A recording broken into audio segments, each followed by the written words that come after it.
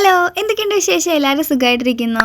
അപ്പോൾ ദേ നമ്മൾ ഇന്ന് വന്നിരിക്കുന്നത് ഒരു ഫുട്ബോൾ തീമിലൊരു കേക്കാണ്. ഞാൻ ഓൾറെഡി ചെയ്തിട്ടുള്ളത് കണ്ട് ഇഷ്ടപ്പെട്ടിട്ട് ഈ ഇടയ്ക്ക് ഒരു കസ്റ്റമർ ഓർഡർ ചെയ്തു. അപ്പോൾ അതും ഇതും കൂടി ഞാൻ ഒരുമിച്ച് വീഡിയോ ആയിട്ട് ഇടാമെന്ന് പറഞ്ഞിട്ടാണ് ഞാൻ ഇപ്പോൾ ഇതും കൊണ്ട് വന്നത് കേട്ടോ.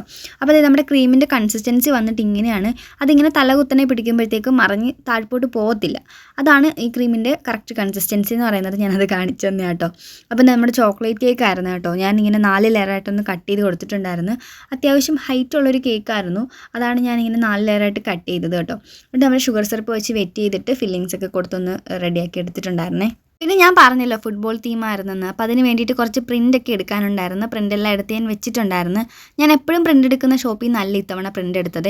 അതിൻ്റെ സൈഡിലൊക്കെ ഒരു പച്ച കളർ കണ്ട അത് വെട്ടിയെടുക്കാനായിട്ട് ഇച്ചിരി പാടുപെട്ടു. കുഴപ്പമില്ല, എന്നാലും സെറ്റാക്കി എടുത്തിട്ടുണ്ടായിരുന്നേ.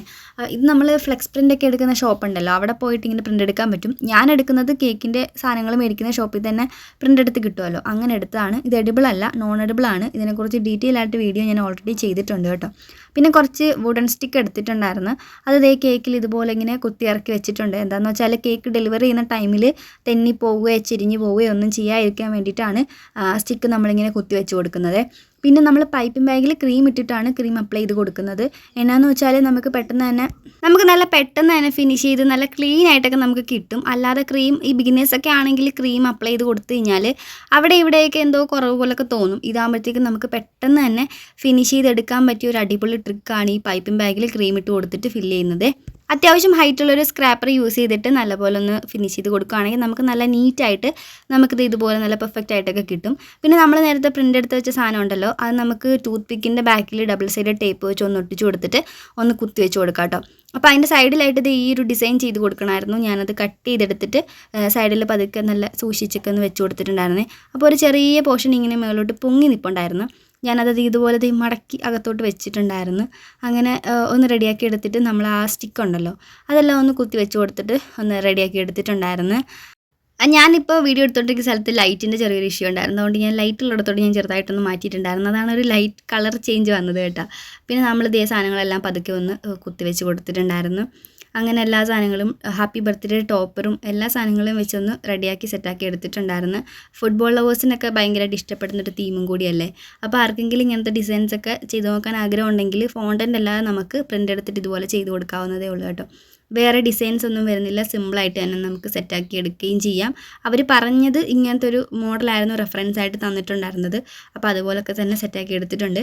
പിന്നെ രണ്ടാമത് ഞാൻ പറഞ്ഞിട്ടുണ്ടായിരുന്ന കേക്ക് വന്നിട്ട് ഇതായിരുന്നു. അതിൽ ഞാൻ ആദ്യം ചെയ്ത കേക്ക് കണ്ട് ഇഷ്ടപ്പെട്ടിട്ടാണ് രണ്ടാമത് ഓർഡർ തന്നത്. അപ്പോൾ അതുപോലെ തന്നെ ഞാൻ കുറച്ച് പ്രിൻ്റെല്ലാം എടുത്ത് വെച്ചിട്ടുണ്ടായിരുന്നു. ഇത് ഞാൻ വേറെ ഷോപ്പിൽ നിന്നാണ് എടുത്തത്. നല്ല ക്ലീനൊക്കെ ആയിട്ട് എനിക്ക് പ്രിൻ്റൊക്കെ എടുത്ത് തന്നിട്ടുണ്ടായിരുന്നേ. അപ്പോൾ ഇതിൻ്റെ കേക്ക് വന്നിട്ടൊരു വൈറ്റ് ഫോറസ്റ്റ് കേക്കായിരുന്നു. അത്യാവശ്യം ഹൈറ്റിൽ ചെയ്യണമെന്നാണ് പറഞ്ഞിട്ടുണ്ടായിരുന്നത്. പിന്നെ ഇങ്ങനത്തെ ഡിസൈൻ സൈഡിൽ വെക്കുമ്പോഴത്തേക്ക് അത്യാവശ്യം ഹൈറ്റ് വേണമല്ലോ. അപ്പോൾ ഞാൻ 6 ഇഞ്ചിൻ്റെ ടിന്നിൽ 2 വട്ടമായിട്ട് ബേക്ക് ചെയ്തെടുത്തിട്ട് 4 ലെയറായിട്ട് കട്ട് ചെയ്തെടുത്തിട്ടുണ്ടായിരുന്നു. എന്നിട്ട് നമ്മൾ ഫില്ലിങ്സ് ഒക്കെ കൊടുത്ത് ക്രം കോട്ട് ചെയ്തൊന്ന് ഫിനിഷ് ചെയ്ത് ഫ്രിഡ്ജിൽ വെച്ചിട്ടുണ്ടായിരുന്നു. ഫ്രിഡ്ജ് വെച്ചെന്നാണ് എൻ്റെ ഓർമ്മ. അങ്ങനെ ഫ്രിഡ്ജ് വെച്ചിട്ട് നമ്മൾ പുറത്തെടുത്തിട്ടാണ് ബാക്കി ഡിസൈൻസൊക്കെ ചെയ്യാൻ വേണ്ടിയിട്ട് സെറ്റാക്കുന്നത് കേട്ടോ. നല്ല ഷാർപ്പ് എഡ്ജ് വേണം ഈ ഒരു ഡിസൈൻ ചെയ്യാൻ വേണ്ടിയിട്ട്. അല്ലാതെ ചെയ്ത് കഴിഞ്ഞാൽ ഒരു ഭംഗി ഉണ്ടാവില്ല. നമ്മൾ നേരത്തെ ചെയ്തത് അങ്ങനത്തെ ഒരു ഡിസൈൻ ആയിരുന്നല്ലോ, അപ്പം റെഫറൻസ് ആയിട്ട് തന്നത് അങ്ങനത്തെ ആയിരുന്നു. അപ്പോൾ അതുപോലെ തന്നെ ചെയ്തെടുക്കണമല്ലോ.